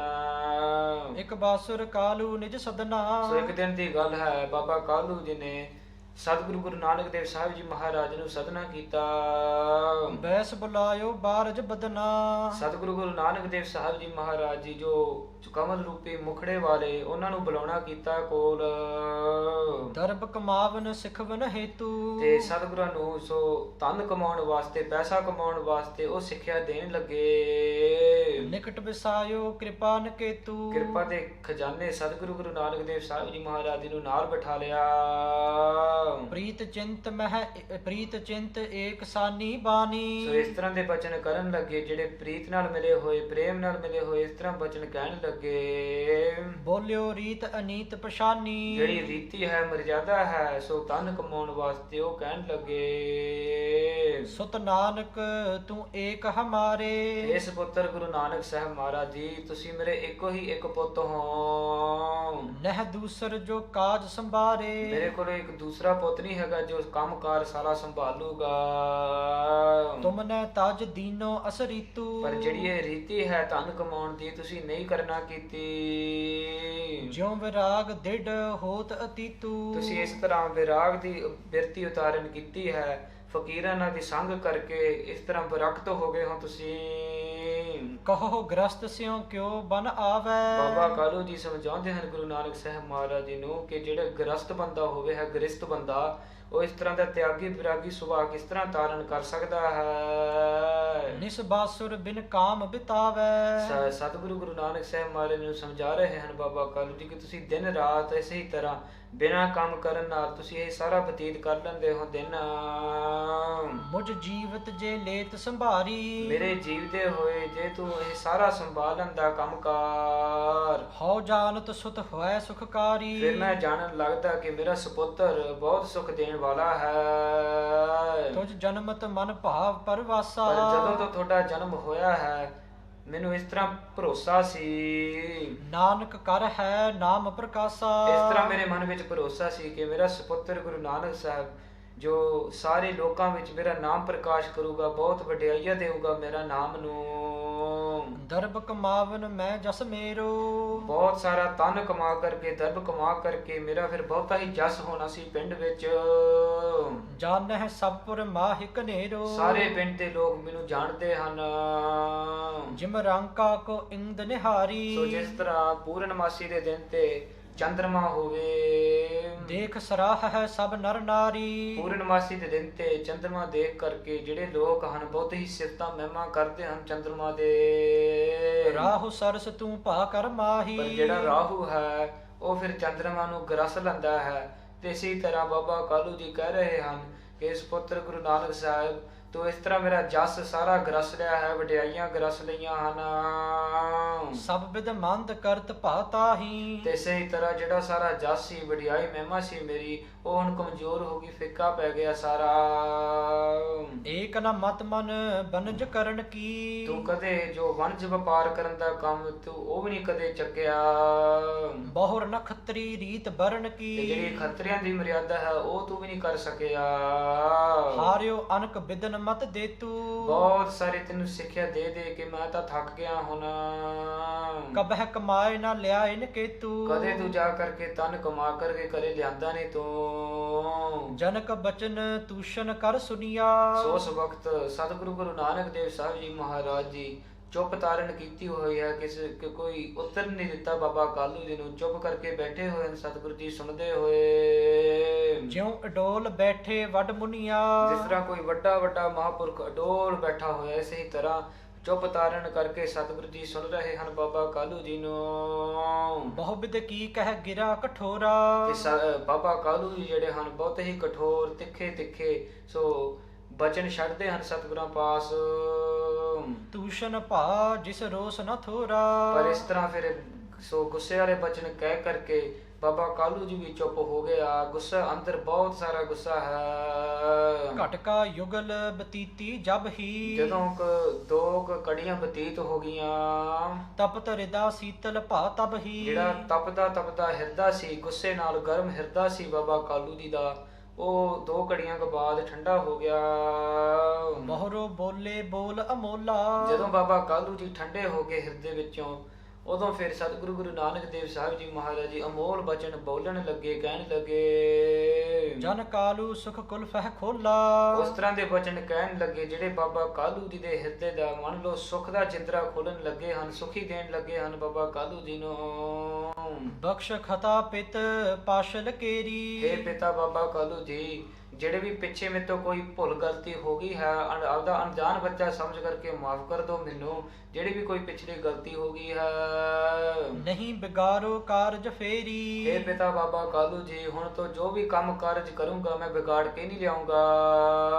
ਜੋ ਰਾਵਰ ਕੀ ਹੋਏ ਰਜਾਈ। ਜਿਸ ਤਰ੍ਹਾਂ ਤੁਹਾਡਾ ਹੁਕਮ ਹੋਵੇ, ਜਿਸ ਤਰ੍ਹਾਂ ਤੁਹਾਡੀ ਰਜ਼ਾ ਹੋਵੇ, ਉਸ ਤਰ੍ਹਾਂ ਹੀ ਕਰੂੰਗਾ ਮੈਂ ਹੁਕਮ ਮੰਨ ਕਰਕੇ। ਤਿਉ ਮੈਂ ਕਰ ਹੋ ਪ੍ਰੀਤ ਲਗਾਈ। ਜਿਹੜਾ ਵੀ ਤੁਸੀਂ ਹੁਕਮ ਲਾਉਂਗੇ ਕੰਮ ਕਾਰ ਕਰ, ਪ੍ਰੀਤ ਲਗਾ ਕਰਕੇ ਬੜੇ ਪ੍ਰੇਮ ਨਾਲ ਕਰਿਆ ਕਰੂੰਗਾ। ਹੁਣ ਉਚਿਤ ਕਰਨ ਕੇ ਮੋਕੋ ਜੋ। ਤੇ ਸਹੀ ਤਰ੍ਹਾਂ ਜਿਹੜਾ ਵੀ ਤੁਸੀਂ ਕੋਈ ਕੰਮਕਾਰ ਸਮਝਦੇ ਹੋ ਵੀ ਮੈਂ ਲਾਇਕ ਹੋਊਂਗਾ, ਯੋਗ ਹੋਊਂਗਾ, ਉਹ ਮੈਨੂੰ ਦੱਸ ਦਿਓ। ਅਬ ਕਹੀਏ ਕਰ ਹੋ ਮੈਂ ਸੋ। ਜਿਸ ਤਰ੍ਹਾਂ ਤੁਸੀਂ ਕਹੋਗੇ ਉਦਾਂ ਹੀ ਕਰੂੰਗਾ ਮੈਂ। ਮ੍ਰਿਦੁਲ ਮਧੁਰ ਨਮਰ ਸੁਨ ਬਾਣੀ। ਸੋ ਇਸ ਤਰ੍ਹਾਂ ਦੇ ਮਿੱਠੇ ਕੋਮਲ ਬਹੁਤ ਹੀ ਨਿਮਰਤਾ ਭਰੇ ਬਚਨ ਸਤਿਗੁਰਾਂ ਨੇ ਕਹਿਣਾ ਕੀਤੇ। ਵੀ ਕਾਲੂ ਕੇ ਮਨ ਸੁਖਦਾਨੀ। ਜਿਹੜੇ ਬਚਨ ਬਾਬਾ ਕਾਲੂ ਦੇ ਮਨ ਨੂੰ ਬਹੁਤ ਹੀ ਸੁਖ ਦੇਣ ਵਾਲੇ ਬਚਨ ਸੀ। ਜਾਨ ਆਪਣੇ ਸੁਤ ਅਨੁਸਾਰੀ। ਸੋ ਉਸ ਵਕਤ ਫਿਰ ਬਾਬਾ ਕਾਲੂ ਜੀ ਨੇ ਇਸ ਤਰ੍ਹਾਂ ਜਾਣਨਾ ਕੀਤਾ ਕਿ ਮੇਰਾ ਸੁਪੁੱਤਰ ਹੁਣ ਮੇਰੇ ਅਨੁਸਾਰ ਹੋ ਗਿਆ ਹੈ। ਧਨ ਖਾਟਨ ਕੀ ਗਿਰਾ ਉਚਾਰੀ। ਤੇ ਹੁਣ ਜਿਹੜੀ ਧਨ ਕਮਾਉਣ ਵਾਲੀ ਰੀਤੀ ਹੈ, ਇਸ ਤਰ੍ਹਾਂ ਦੇ ਬਚਨ ਕੀਤੇ ਹਨ ਕਿ ਹੁਣ ਧਨ ਕਮਾਉਣ ਲੱਗੂਗੇ। ਸੁਨ ਸੁਤ ਪੂਰਬ ਪਾਕ ਰਿਖਕਾਰੀ। ਇਸ ਤਰ੍ਹਾਂ ਦੇ ਸੋ ਬਚਨ ਸੁਣ ਕਰਕੇ ਸੋ ਬਾਬਾ ਕਾਲੂ ਜੀ ਕਹਿਣ ਲੱਗੇ, ਸੁਣ ਸੁਪੁੱਤਰ ਗੁਰੂ ਨਾਨਕ ਸਾਹਿਬ, ਪਹਿਲਾਂ ਤੂੰ ਖੇਤੀਬਾੜੀ ਦਾ ਕੰਮ ਸ਼ੁਰੂ ਕੀਤਾ ਸੀ। ਬਸ ਚਰਾਏ ਸੋ ਦੀਨ ਉਜਾਰੀ। ਪਰ ਫਿਰ ਤਾਂ ਸਾਰੇ ਪਸ਼ੂ ਆ ਕਰਕੇ ਚਾਰ ਕੇ ਖੇਤ ਤੋਂ ਉਜਾੜ ਹੀ ਦਿੱਤਾ। ਮੁਝ ਮਨ ਮੈਂ ਥੀ ਐਸ ਵਿਚਾਰਾ। ਫਿਰ ਮੈਂ ਆਪਦੇ ਮਨ ਵਿੱਚ ਇਸ ਤਰ੍ਹਾਂ ਵਿਚਾਰ ਕਰਿਆ ਕਰਦਾ ਸੀ ਦਿਉ ਬਸਾਏ ਇੱਕ ਗ੍ਰਾਮ ਨਿਰਾਰਾ। ਕਿ ਜੇ ਤੂੰ ਖੇਤੀਬਾੜੀ ਦਾ ਕੰਮ ਚੰਗੀ ਤਰ੍ਹਾਂ ਨਾਲ ਕਰ ਲੈਂਦਾ, ਫਿਰ ਤਾਂ ਤੈਨੂੰ ਇੱਕ ਵੱਖਰਾ ਹੀ ਵੱਡਾ ਨਗਰੀ ਆਪ ਵਸਾ ਲੈਂਦਾ ਤੂੰ। ਸੋ ਤੋ ਰਹੇ ਮਨੋਰਥ ਮੇਰੇ। ਪਰ ਇਹ ਜਿਹੜੀ ਮੇਰੀ ਇੱਛਾ ਸੀ, ਮਨੋਰਥ ਸੀ, ਇਹ ਉੱਥੇ ਹੀ ਰਹਿ ਗਏ। ਬੰਗ ਤਕਹ ਜੋ ਗਹਿਸ ਰਹੇ ਰੇ। ਤੇ ਸਹੀ ਤਰ੍ਹਾਂ ਫਿਰ ਬਾਬਾ ਕਾਲੂ ਜੀ ਦੱਸ ਰਿਹਾ ਹੈ ਗੁਰੂ ਨਾਨਕ ਦੇਵ ਸਾਹਿਬ ਜੀ ਮਹਾਰਾਜ ਜੀ ਨੂੰ ਕਿ ਇਸ ਤਰ੍ਹਾਂ ਤੇ ਮੇਰੇ ਬਹੁਤ ਹੀ ਬੜੇ ਇੱਛਾ ਸੀ, ਜਿਸ ਤਰ੍ਹਾਂ ਇੱਕ ਬਹੁਤ ਹੀ ਵੱਡਾ ਪਹਾੜ ਹੋਵੇ ਤੇ ਉੱਥੇ ਚੋਟੀ ਤੇ ਜਾ ਕਰਕੇ ਇੱਛਾ ਹੋਵੇ ਪਰ ਉਹ ਵਿੱਚ ਹੀ ਰਹਿ ਜਾਵੇ। ਇਸ ਤਰ੍ਹਾਂ ਸਤਿਗੁਰੂ ਜੀ ਨੂੰ ਦੱਸ ਰਹੇ ਹਨ ਕਿ ਮੇਰੀਆਂ ਜਿਹੜੀਆਂ ਇੱਛਾਵਾਂ ਸੀ ਉਹ ਇੱਥੇ ਵਿੱਚ ਹੀ ਰਹਿ ਗਈਆਂ। ਮੁਝ ਤੇ 20 ਕਾਰ ਕਿਖ ਲੀਜੈ। ਬਾਬਾ ਕਾਲੂ ਜੀ ਕਹਿਣ ਲੱਗੇ ਕਿ ਇਸ ਪੁੱਤਰ ਗੁਰੂ ਨਾਨਕ ਸਾਹਿਬ ਤੂੰ ਏਦਾਂ ਕਰ, ਮੇਰੇ ਤੋਂ ਇਹ 20 ਰੁਪਏ ਲੈ ਜਾ। ਆਨ ਸਥਾਨ ਪਿਆਨੋ ਕੀਜੈ। ਵੱਡੇ ਜੇ ਸਥਾਨ ਤੇ ਜਾ ਕਰਕੇ, ਵੱਡੇ ਨਗਰ ਵਿੱਚ ਜਾ ਕਰਕੇ ਇਥੋਂ ਬਾਹਰ ਉਥੇ ਲੈ ਕੇ ਹੀਰ ਲਾਭ ਦਾ ਵਸਤ ਵਿਚਾਰੀ। ਚੰਗੀ ਤਰ੍ਹਾਂ ਨਾਲ ਵਿਚਾਰ ਕਰਕੇ, ਚੰਗੀ ਤਰ੍ਹਾਂ ਨਾਲ ਨਿਰਣਾ ਕਰਕੇ ਕੋਈ ਲਾਭਦਾਇਕ ਵਸਤੂ ਜਿਹੜਾ ਹੋਵੇ। ਬਨ ਜੋ ਨਿਜ ਮਤ ਕੇ ਅਨੁਸਾਰੀ। ਉਥੇ ਜਾ ਕਰਕੇ ਆਪਦੇ ਮਤ ਅਨੁਸਾਰ ਜੇ ਚੰਗਾ ਲੱਗੇ ਫਿਰ ਉਹ ਵਪਾਰ ਕਰ ਲਈ, ਉਹ ਖਰੀਦ ਕੇ ਲਿਆਈ। ਅਬ ਕੇ ਜੇ ਆਨਹੁ ਸ਼ੁਭ ਸੌਦਾ। ਫਿਰ ਜਦੋਂ ਉਹ ਚੰਗੀ ਤਰ੍ਹਾਂ ਨਾਲ ਲਾਭਦਾਇਕ ਵਸਤੂ ਲੈ ਲਿਆ, ਅੱਗੇ ਜੋ ਕੋਈ ਚੰਗਾ ਸੌਦਾ ਹੋਵੇ, ਪੁਨ ਬਹੁ ਧਨ ਦਿਓ ਉਰ ਭਰ ਮੋਦਾ। ਤੇ ਫਿਰ ਉਹ ਸੌਦਾ ਫਿਰ ਤੂੰ ਲਾਭ ਹੋਵੇ, ਤੂੰ ਪੈਸਾ ਲੈ ਕਰਕੇ ਸੋ ਉਹ ਵੇਚਦੀ ਕਿਸੇ ਨੂੰ, ਫਿਰ ਖੁਸ਼ੀ ਹੋਗੀ ਮੈਨੂੰ। ਨਿਜ ਪੂੰਜੀ ਤੁਮ ਰਖੋ ਨਿਰਾਲੀ। ਤੇ ਫਿਰ ਜਿਹੜੀ ਸਾਰੀ ਪੂੰਜੀ ਹੈ ਸੋ ਧਨ ਪੈਸਾ ਹੈ, ਤੂੰ ਆਪਦੇ ਕੋਲ ਆਪਦਾ ਰੱਖ ਲਈ ਵੱਖਰਾ। ਕਰੋ ਬਨਜ ਇਹ ਰੀਤ ਸੁਖਾਲੀ। ਇਸ ਪੁੱਤਰ ਗੁਰੂ ਨਾਨਕ ਸਾਹਿਬ ਇਸ ਤਰ੍ਹਾਂ ਦਾ ਜੋ ਵਣਜ ਵਪਾਰ ਦਾ ਕੰਮ ਹੈ, ਮਰਜ਼ਾਦਾ ਹੈ, ਰੀਤੀ ਹੈ, ਇਹ ਤੂੰ ਸ਼ੁਰੂ ਕਰਨਾ ਕਰ। ਦਿਨ ਪ੍ਰਤ ਦਰਬ ਬਦਾਵ ਭਾਰੀ। ਤੇ ਫਿਰ ਨਿਤਾ ਪ੍ਰਤੀ ਜਿਸ ਤਰ੍ਹਾਂ ਦਿਨ ਜਾਂਦੇ ਹਨ, ਜਿੰਨਾ ਧਨ ਦਰਬ ਪੈਸਾ ਵੱਧਦਾ ਹੈ ਉਸ ਤਰ੍ਹਾਂ ਵੱਧਦਾ ਇਕੱਠਾ ਕਰ ਲਈ। ਬਹੁਰ ਸਪੂਤ ਕਹਿ ਨਰ ਨਾਰੀ। ਤੇ ਇਸ ਤਰ੍ਹਾਂ ਫਿਰ ਅੱਗੇ ਜਾ ਕਰਕੇ ਇਸ ਤਰ੍ਹਾਂ ਫਿਰ ਇਹ ਸਾਰੀ ਮਰਿਆਦਾ ਕਰਨਾ ਕਰੀ। ਬਾਲਾ ਲੇਹ ਦੂਸਰਾ ਸੰਗਾ। ਸਤਿਗੁਰੂ ਗੁਰੂ ਨਾਨਕ ਸਾਹਿਬ ਮਹਾਰਾਜ ਨੂੰ ਕਹਿਣ ਲੱਗੇ, ਜੋ ਭਾਈ ਬਾਲਾ ਹੈ ਤੇਰੇ ਨਾਲ ਜਿਹੜਾ ਸੰਗੀ ਸਾਥੀ ਹੈ, ਇਸ ਤਰ੍ਹਾਂ ਬਾਬਾ ਕਾਲੂ ਜੀ ਕਹਿੰਦੇ ਹਨ ਕਿ ਜਿਹੜਾ ਭਾਈ ਬਾਲਾ ਨੂੰ ਨਾਲ ਲੈ ਲਾ ਇੱਕ ਦੂਸਰਾ। ਸੁਤ ਜਾਵੋ ਅਬ ਸਹਿਤ ਉਮੰਗਾ। ਤੁਸੀਂ ਦੋਨੇ ਜਾ ਕਰਕੇ ਸੋ ਇਹ ਲਾਭਦਾਇਕ ਵਸਤੂ ਲੈ ਕਰਕੇ ਸਾਰੀ ਰੀਤੀ ਕਰਨਾ ਕਰੋ। ਕਹਿ ਬਾਲਾ ਸੁਨ ਗੁਰ ਦੁਖ ਕੰਦਨੰ। ਇਸ ਤਰ੍ਹਾਂ ਫਿਰ ਭਾਈ ਬਾਲਾ ਜੀ ਸਤਿਗੁਰੂ ਗੁਰੂ ਅੰਗਦ ਦੇਵ ਸਾਹਿਬ ਜੀ ਮਹਾਰਾਜ ਜੀ ਉਹ ਦੁੱਖਾਂ ਨੂੰ ਨਾਸ਼ ਕਰਨ ਵਾਲੇ ਇਸ ਤਰ੍ਹਾਂ ਕਥਾ ਸੁਣਾ ਰਿਹਾ ਹੈ। ਇਹ ਸਤਿਗੁਰੂ ਗੁਰੂ ਅੰਗਦ ਦੇਵ ਸਾਹਿਬ ਜੀ ਇਸ ਤਰ੍ਹਾਂ ਫਿਰ ਹੋਣਾ ਕੀਤਾ। ਸਤਿਗੁਰੂ ਗੁਰੂ ਨਾਨਕ ਸਾਹਿਬ ਮਹਾਰਾਜ ਜੀ ਨੂੰ ਕਹਿ ਦਿੱਤਾ ਸੀ ਬਾਬਾ ਕਾਲੂ ਜੀ ਨੇ ਕਿ ਭਾਈ ਬਾਲੇ ਨੂੰ ਨਾਲ ਲੈ ਜਾਓ। ਦਾਸ ਪਠਾਇਓ ਤਬ ਮੁਝ ਸਦਨੰ। ਤੇ ਫਿਰ ਸਤਿਗੁਰੂ ਸ੍ਰੀ ਗੁਰੂ ਅੰਗਦ ਦੇਵ ਸਾਹਿਬ ਜੀ ਬਾਬਾ ਕਾਲੂ ਜੀ ਨੇ ਇੱਕ ਜੋ ਆਪਦਾ ਨੌਕਰ ਸੀ ਦਾਸ ਸੀ ਉਹ ਮੇਰੇ ਘਰੇ ਭੇਜ ਦਿੱਤਾ। ਗਇਓ ਸੰਗ ਮੈਂ ਤਿਹ ਅਸਥਾਨੰ। ਤੇ ਫਿਰ ਮੈਂ ਉੱਥੇ ਜਾ ਕਰਕੇ ਪਹੁੰਚਿਆ ਇਹ ਨੌਕਰ ਨਾਲ ਉਸ ਸਥਾਨ ਤੇ ਪਹੁੰਚਿਆ ਜਿੱਥੇ ਜਹ ਕਾਲੂ ਨਾਨਕ ਗਤ ਦਾਨੰ। ਜਿੱਥੇ ਬਾਬਾ ਕਾਲੂ ਜੀ ਅਤੇ ਮੁਕਤੀ ਦੇਣ ਵਾਲੇ ਸਤਿਗੁਰੂ ਗੁਰੂ ਨਾਨਕ ਦੇਵ ਸਾਹਿਬ ਜੀ ਮਹਾਰਾਜ ਜੀ ਬਿਰਾਜੇ ਹੋਏ ਸੀ। ਮੁਝ ਕੋ ਸਾਦਰ ਨਿਕਟ ਬਿਠਾਇੰ। ਮੈਨੂੰ ਫਿਰ ਜਦੋਂ ਮੈਂ ਉੱਥੇ ਪਹੁੰਚਿਆ ਬਹੁਤ ਹੀ ਆਦਰ ਸਤਿਕਾਰ ਨਾਲ ਮੈਨੂੰ ਨਾਲ ਬਿਠਾ ਲਿਆ। ਹਿਤ ਭੋਜਨ ਕੇ ਬਚਨ ਅਲਾਇੰ। ਤੇ ਬਹੁਤ ਹੀ ਪ੍ਰੇਮ ਨਾਲ ਬਾਬਾ ਕਾਲੂ ਜੀ ਨੇ ਇਸ ਤਰ੍ਹਾਂ ਬਚਨ ਕਹਿਣਾ ਕੀਤਾ। ਸੁਨ ਬਾਲੇ ਤੂੰ ਹੈ ਮਤਵਾਨੰ। ਇਹ ਭਾਈ ਬਾਲਾ ਤੂੰ ਬਹੁਤ ਮਤਵਾਨ ਹੈ, ਬੁੱਧੀਵਾਨ ਹੈ, ਬਹੁਤ ਸਿਆਣਾ ਚਤੁਰ ਹੈ ਤੂੰ। ਕੀਜੈ ਨਾਨਕ ਸੰਗ ਭਿਆਨੰ। ਤੂੰ ਇਸ ਤਰ੍ਹਾਂ ਕਰਨਾ ਕਰ ਇਸ ਪੁੱਤਰ ਗੁਰੂ ਨਾਨਕ ਸਾਹਿਬ ਮਹਾਰਾਜ ਜੀ ਦੇ ਨਾਲ ਜਾ ਤੂੰ। ਹੋਏ ਲਾਭ ਦਾ ਸੌਦਾ ਜੋ। ਕੋਈ ਲਾਭਦਾਇਕ ਸੌਦਾ ਤੂੰ ਲੱਭ ਕਰਕੇ ਉਹ ਲਾਭਦਾਇਕ ਸੌਦਾ ਕਰਨਾ ਕਰੋ। ਲੇਹੁ ਸੰਭਾਰ ਆਨੀਏ ਸੋ। ਤੂੰ ਬਹੁਤਾ ਸਿਆਣਾ ਹੈ, ਬਹੁਤਾ ਚਤੁਰ ਹੈ, ਤੂੰ ਸਤਿਗੁਰਾਂ ਦੇ ਨਾਲ ਜਾ ਕਰਕੇ ਇਸ ਤਰ੍ਹਾਂ ਕਰਨਾ ਕਰ। ਅਸ ਕਹਿ 20 ਰਜਤ ਬੰਦੀਨੋ। ਸੋ ਇਸ ਤਰ੍ਹਾਂ ਫਿਰ ਸਤਿਗੁਰੂ ਗੁਰੂ ਨਾਨਕ ਸਾਹਿਬ ਮਹਾਰਾਜ ਜੀ ਅਤੇ ਭਾਈ ਬਾਲੇ ਨੂੰ ਕਹਿ ਕਰਕੇ ਬਾਬਾ ਕਾਲੂ ਜੀ ਨੇ ਇਸ ਤਰ੍ਹਾਂ 20 ਰੁਪਏ ਦੇਣਾ ਕੀਤੇ। ਭਲ ਬਿਦ ਸੋ ਮੁਝ ਸੌਪਨ ਕੀਨੇ। ਪਰ ਜਿਹੜੇ 20 ਰੁਪਏ ਸੀ ਭਾਈ ਬਾਲਾ ਜੀ ਦੱਸ ਰਿਹਾ ਹੈ ਸਤਿਗੁਰਾਂ ਨੂੰ, ਸਤਿਗੁਰੂ ਸ੍ਰੀ ਗੁਰੂ ਅੰਗਦ ਦੇਵ ਸਾਹਿਬ ਜੀ ਮਹਾਰਾਜ ਜੀ ਨੂੰ ਬਾਬਾ ਕਾਲੂ ਜੀ ਨੇ ਇਹ 20 ਰੁਪਏ ਮੈਨੂੰ ਦੇ ਦਿੱਤੇ। ਭਾਤ ਯਾਰ ਮੈਂ ਮਾਨਨ ਦੇਸਾ। ਫਿਰ ਉਸ ਤੋਂ ਬਾਅਦ ਬਾਬਾ ਕਾਲੂ ਜੀ ਦੇ ਹੁਕਮ ਮੰਨ ਕੇ ਮੈਂ ਵੀ ਤਿਆਰ ਹੋ ਗਿਆ ਸਤਿਗੁਰਾਂ ਦੇ ਨਾਲ ਜਾਣ ਵਾਸਤੇ। ਚੱਲੇ ਮੁਕੰਦ ਜੇ ਕਟਤ ਕਲੇਸਾ। ਅਤੇ ਮੈਂ ਨਾਲ ਤਿਆਰ ਹੋ ਗਿਆ ਤੇ ਦੁੱਖ ਕੱਟਣ ਵਾਲੇ, ਕਲੇਸ਼ ਕੱਟਣ ਵਾਲੇ ਤੇ ਮੁਕਤੀ ਦੇਣ ਵਾਲੇ ਸਤਿਗੁਰੂ ਗੁਰੂ ਨਾਨਕ ਸਾਹਿਬ ਮਹਾਰਾਜ ਜੀ ਨਾਲ ਚੱਲ ਪਿਆ। 4 ਪਟੰਬਰ ਕੀ ਇਕਲਾਈ। ਸੋ ਇਸੇ ਤਰ੍ਹਾਂ ਫਿਰ 4 ਪੰਡੱਬਰ ਕੀ ਇਕਲਾਈ, ਇੱਕ ਜੋ ਰੇਸ਼ਮ ਦਾ ਬਣਿਆ ਹੋਇਆ ਇੱਕ ਦੁਸ਼ਾਲਾ ਸੀ, ਛੌਲ ਜਿਹਾ ਸੀ, ਉਹ ਭਾਈ ਬਾਲਾ ਨੇ ਸੋ ਲੀਨੀ ਮੈਂ ਕੰਧ ਉਚਾਈ। ਉਹ ਆਪਦੇ ਮੋਢੇ ਤੇ ਚੱਕ ਕੇ ਲੈ ਲਿਆ। ਵਹਿਰ ਨਗਰ ਤੇ ਕੇਤਕ ਦੂਰੀ। ਇਹ ਰਾਏਪੁਰ ਦੀ ਤਲਵੰਡੀ ਦੀ ਜਿਹੜੀ ਨਗਰੀ ਸੀ ਇਹ ਤੋਂ ਬਹੁਤ ਹੀ ਦੂਰ ਜਾ ਕਰਕੇ, ਬਾਹਰ ਜਾ ਕਰਕੇ ਕਾਲੂ ਦੇ ਤਹ ਸਿਖਵਨ ਭੂਰੀ। ਪਹਿਲਾਂ ਤਾਂ ਬਾਬਾ ਕਾਲੂ ਜੀ ਵੀ ਨਾਲ ਗਿਆ ਸੀ ਥੋੜਾ ਕੁ ਸਮਾਂ ਵਾਸਤੇ। ਸਾਰੇ ਸੋ ਰਸਤਾ ਤੇ ਉਹ ਸਿੱਖਿਆ ਦਿੰਦੇ ਹਨ ਕਿ ਇਸ ਤਰ੍ਹਾਂ ਵਪਾਰ ਕਰਨਾ, ਇਸ ਤਰ੍ਹਾਂ ਵਣਜ ਵਪਾਰ ਕਰਨਾ, ਇਸ ਤਰ੍ਹਾਂ ਫਿਰ ਸਾਰੇ ਧਨ ਕਮਾਉਣਾ, ਇਸ ਤਰ੍ਹਾਂ ਸਿੱਖਿਆ ਦਿੰਦੇ ਸੀ ਬਾਬਾ ਕਾਲੂ ਜੀ। ਬਹੁਰ ਹਟਿਓ ਕਰ ਮੋਹ ਕਨੇਰਾ। ਤੇ ਫਿਰ ਕੁਝ ਕੁ ਸਮਾਂ ਬਾਅਦ ਸੁਪੁੱਤਰ ਗੁਰੂ ਨਾਨਕ ਦੇਵ ਸਾਹਿਬ ਜੀ ਮਹਾਰਾਜ ਜੀ ਨੂੰ ਪ੍ਰੇਮ ਦੇ ਕਰਕੇ ਬਾਬਾ ਕਾਲੂ ਜੀ ਵੀ ਪਿੱਛੇ ਮੁੜ ਗਿਆ ਘਰ ਨੂੰ। ਬਾਰ ਪਾਸ਼ਲ ਦਿਸਹੇਰਾ। ਪਰ ਫਿਰ ਵੀ ਬਾਬਾ ਕਾਲੂ ਜੀ ਚਿੰਤਾ ਦੇ ਸਹਿਤ ਬਾਰ ਪਿੱਛੇ ਨੂੰ ਦੇਖੀ ਜਾਂਦੇ ਹਨ। ਬਾਬਾ ਸ੍ਰੀ ਗੁਰੂ ਨਾਨਕ ਸਾਹਿਬ ਮਹਾਰਾਜ ਦੇ ਭਾਈ ਬਾਲੇ ਵੱਲ ਵੇਖੀ ਜਾਂਦੇ ਹਨ ਬਾਬਾ ਕਾਲੂ ਜੀ। ਮੰਦ ਪਗ ਧਰ ਗੁਣ ਮੰਦਰ। ਸੋ ਹੌਲੀ ਸਤਿਗੁਰੂ ਗੁਰੂ ਨਾਨਕ ਸਾਹਿਬ ਮਹਾਰਾਜ ਜੀ ਆਪਦੇ ਚਰਨ ਧਰ ਰਹੇ ਹਨ ਧਰਤੀ ਤੇ। ਸੋ ਗੁਣਾਂ ਦੇ ਮੰਦਿਰ ਸਤਿਗੁਰੂ ਜੀ ਇਸ ਤਰ੍ਹਾਂ ਹੌਲੀ ਆਪਦੇ ਮਾਰਗ ਤੇ ਆਪਦੀ ਚਾਲ ਵਿੱਚ ਤੁਰੇ ਜਾ ਰਹੇ ਹਨ। ਚਲਤ ਪੰਥ ਭਾਖਤ ਬਚ ਸੁੰਦਰ। ਇਸ ਤਰ੍ਹਾਂ ਤੁਰਦੇ ਮਾਰਗ ਤੇ ਤੁਰਦੇ ਦੋਨੇ ਭਾਈ ਬਾਲਾ ਜੀ ਤੇ ਸਤਿਗੁਰੂ ਜੀ ਬਚਨ ਕਰਦੇ ਹਨ ਬਹੁਤ ਹੀ ਸੁੰਦਰ। ਭਗਤ ਵਿਰਾਗ ਗਿਆਨ ਗੁਣ ਸਾਨੀ। ਇਸ ਤਰ੍ਹਾਂ ਸਤਿਗੁਰੂ ਜੀ ਬਚਨ ਕਥਾ ਕਰਦੇ ਹਨ ਜਿਹੜੇ ਪ੍ਰੇਮਾ ਭਗਤੀ ਬਾਰੇ ਬਚਨ, ਵਿਰਾਗ ਵਾਲੇ ਬਚਨ, ਗਿਆਨ ਅਤੇ ਗੁਣਾਂ ਬਾਰੇ ਬਚਨ ਸਤਿਗੁਰੂ ਜੀ ਦੱਸ ਰਹੇ ਹਨ ਭਾਈ ਬਾਲੇ ਨੂੰ। ਮੁਝ ਉਪਦੇਸ਼ਨ ਕਹਿਤ ਕਹਾਣੀ। ਭਾਈ ਬਾਲਾ ਜੀ ਦੱਸ ਰਿਹਾ ਸਤਿਗੁਰੂ ਗੁਰੂ ਅੰਗਦ ਦੇਵ ਸਾਹਿਬ ਜੀ ਮਹਾਰਾਜ ਨੂੰ ਇਸ ਤਰ੍ਹਾਂ ਤੇ ਸੋ ਕਥਾ ਕੀਤੀ ਹੈ, ਉਪਦੇਸ਼ ਦਿੰਦੇ ਰਹੇ ਸਤਿਗੁਰੂ ਜੀ ਮੈਨੂੰ। ਗ੍ਰਾਮ ਨਗਰ ਮਾਰਗ ਮਹਿ ਜੇਤੇ। ਦੱਸ ਰਿਹਾ ਹੈ ਭਾਈ ਬਾਲਾ ਜੀ ਕਿ ਬਹੁਤ ਸਾਰੇ ਫਿਰ ਨਗਰ, ਛੋਟੇ ਨਗਰ, ਪਿੰਡ ਸੋ ਉਹ ਰਸਤੇ ਵਿੱਚ ਆਏ ਸੀ। ਸਹਿਜ ਉਲੰਘੇ ਸਭ ਤੇਤੇ। ਪਰ ਸਹਿਜੇ ਹੀ ਸੋ ਹੌਲੀ ਸੋ ਜਿਹੜੇ ਵੀ ਨਗਰ ਆਉਂਦੇ ਸੀ ਉਹ ਸਾਰੇ ਲੰਘ ਗਏ। ਚਲਤ ਆਇਓ ਇੱਕ ਕਾਨਨ। ਸੋ ਚਲਦੇ ਭਾਈ ਬਾਲਾ ਜੀ ਤੇ ਸਤਿਗੁਰੂ ਗੁਰੂ ਨਾਨਕ ਦੇਵ ਸਾਹਿਬ ਜੀ ਮਹਾਰਾਜ ਜੀ ਚਲਦੇ ਇੱਕ ਜੰਗਲ ਜਿਹਾ ਆਇਆ ਹੈ। ਤਾਹਿਬ ਲੋਕਤ ਸ੍ਰੀ ਕਮਲਾਨਨ। ਅਤੇ ਕਮਲ ਫੁੱਲ ਰੂਪ ਮੁਖੜੇ ਜਿਹੜੇ ਸਤਿਗੁਰਾਂ ਦਾ ਹੈ ਉੱਥੇ ਰੋਕ ਕੇ ਸਤਿਗੁਰੂ ਜੀ ਉਹ ਜੰਗਲ ਵੱਲ ਵੇਖਣ ਲੱਗੇ ਹਨ।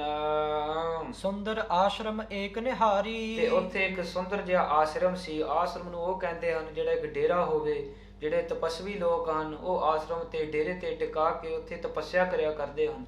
ਇਸ ਤਰ੍ਹਾਂ ਫਿਰ ਇੱਕ ਸੁੰਦਰ ਜਿਹਾ ਆਸ਼ਰਮ ਡੇਰਾ ਉੱਥੇ ਸਤਿਗੁਰਾਂ ਨੇ ਵੇਖਣਾ ਕੀਤਾ, ਜਹਤ ਪੀਸ ਤਪ ਤਪ ਹੈ ਭਾਰੀ। ਜਿਹੜੇ ਉੱਥੇ ਜਾ ਕਰਕੇ ਬਹੁਤ ਹੀ ਜੋ ਸੋ ਕਠਿਨ ਤਪੱਸਿਆ ਕਰਦੇ ਸੀ ਲੋਕ, ਸਾਧੂ ਲੋਕ ਬਹੁਤ ਹੀ ਕਠਿਨ ਤਪੱਸਿਆ ਕਰਦੇ ਸੀ। ਕਿਹ ਆਸਨ ਕੀ ਊਰਦ ਬਾਹੂ। ਤੇ ਕਿਹੜੇ ਕਿਹੜੇ ਕਈ ਜਿਹੜੇ ਉਹ ਉੱਥੇ ਸਾਧੂ ਸੀ ਇਸ ਤਰ੍ਹਾਂ ਤਪੱਸਿਆ ਕਰਦੇ ਸੀ, ਆਪਦੇ ਉੱਚੀ ਉੱਚੀ ਬਾਹਾਂ ਖੜੀਆਂ ਕਰਦੇ ਸੀ।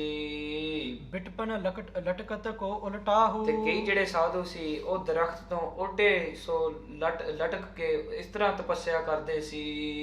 ਏਕ ਚਰਨ ਪਰ ਕੋ ਇੱਕ ਠਾਂਡੇ। ਤੇ ਜਿਹੜੇ ਕਈ ਸਾਧੂ ਸੀ ਉਹ ਇੱਕ ਚਰਨ ਇੱਕ ਪੈਰ ਤੇ ਖੜ ਕਰਕੇ ਇਸ ਤਰ੍ਹਾਂ ਤਪੱਸਿਆ ਕਰਦੇ ਸੀ। ਸੁਖ ਪਰਲੋਕ ਜਿਨ ਹੈ ਰੁਚ ਬਾਡੇ। ਪਰ ਜਿਹੜੇ ਇਹ ਸਾਰੇ ਸਾਧੂ ਹਨ ਇਹ ਪਰਲੋਕ ਦੀ ਸੁਖੀ ਵਾਸਤੇ ਇਸ ਤਰ੍ਹਾਂ ਇਹ ਭਗਤੀ ਤਪੱਸਿਆ ਕਰਦੇ ਹਨ, ਸੁਖੀ ਲੱਭਣ ਵਾਸਤੇ ਪਰਲੋਕ ਦੇ। ਕਾਹੂ ਸਿਧਾਸਨ ਕੋ ਪਦਮਾਸਨ। ਕਈ ਸਿਧਾਸਨ ਵਿੱਚ ਬੈਠੇ ਹੋਏ ਹਨ, ਕਈ ਪਦਮਾਸਨ, ਸੋ ਇਹ ਦੋਵੇਂ ਆਸਣ ਹਨ ਤੇ ਇਸ ਤਰ੍ਹਾਂ ਸਾਧੂ ਬੈਠਿਆ ਕਰਦੇ ਹਨ।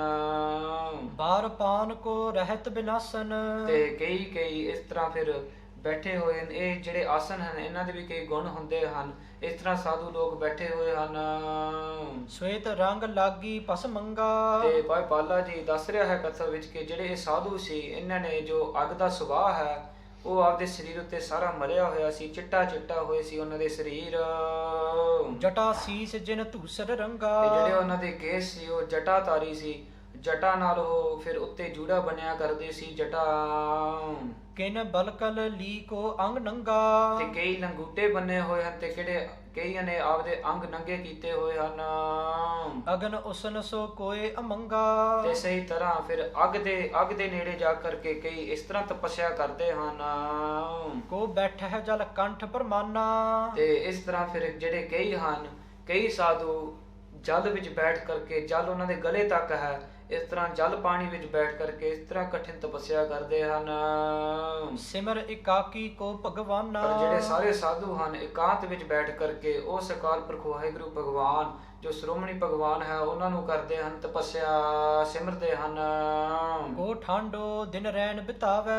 ਤੇ ਕਈ ਸੋ ਸਾਰਾ ਦਿਨ ਸੋ ਦੋਵੇਂ ਪੈਰਾਂ ਤੇ ਖੜੇ ਰਹਿੰਦੇ ਹਨ, ਇਸ ਤਰ੍ਹਾਂ ਤਪੱਸਿਆ ਕਰਦੇ ਹਨ, ਸਾਰਾ ਦਿਨ ਇਸ ਤਰ੍ਹਾਂ ਬਤੀਤ ਹੁੰਦਾ ਹੈ। ਕੋ ਮੋਨੀ ਨਹਿ ਬਚਨ ਅਲਾਵੇ। ਤੇ ਜਿਹੜੇ ਕਈ ਸਾਧੂ ਹਨ ਉਹ ਮੋਨੀ ਸੋ ਚੁੱਪ ਧਾਰਨ ਕੀਤਾ ਹੋਇਆ ਹੈ, ਉਹ ਕੋਈ ਬਚਨ ਬਿਲਾਸ ਨਹੀਂ ਕਰਦੇ। ਕੋ ਨਿਜ ਬ੍ਰਿਤ ਨਿਰੋਧਨ ਕਰਹੀ। ਜਿਹੜੇ ਕਈ ਸਾਧੂ ਹਨ ਉਹ ਇਸ ਤਰ੍ਹਾਂ ਆਪਦੀ ਬਿਰਤੀ ਨੂੰ ਇਕਾਗਰ ਕਰਨ ਵਾਸਤੇ ਇਸ ਤਰ੍ਹਾਂ ਕੋਸ਼ਿਸ਼ ਕਰਿਆ ਕਰਦੇ ਹਨ।